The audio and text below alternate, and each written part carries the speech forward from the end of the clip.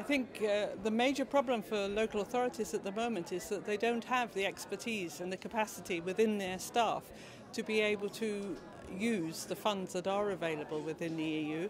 Obviously, additional funds would always be welcome, but at the moment they need help with both ideas and with staff to initiate the ideas and carry them forward. 2010 is the UN year of biodiversity, in which obviously every actor is being called upon to play their part in raising awareness of the need to halt biodiversity loss. What's the role then of local and regional authorities on the wider global scale? I think the most important thing is for local authorities to let the wider global scale know that their role in protecting biodiversity. When we consider the number of responsibilities that come to local authorities, almost everything touches upon biodiversity. They are the drivers of any programs that are going to go forward to protect biodiversity. And I think we've got to get this over to the UN so they reciprocate. And there's going to be a large meeting of the UN signatories to the Convention of Biological Diversity later on this year. Yes. Is there a role for local and regional authorities in that meeting?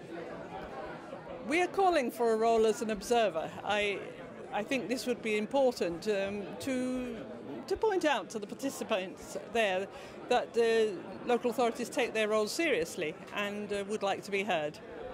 Well, let's hope that happens. And finally, I wonder if you'd perhaps like to give us an example from your own area of a biodiversity issue that has affected your local authority.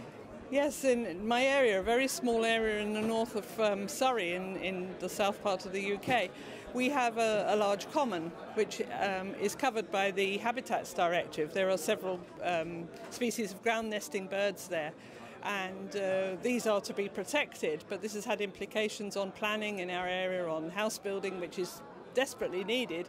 But it's a case of balance between protecting the birds and providing houses for the local residents.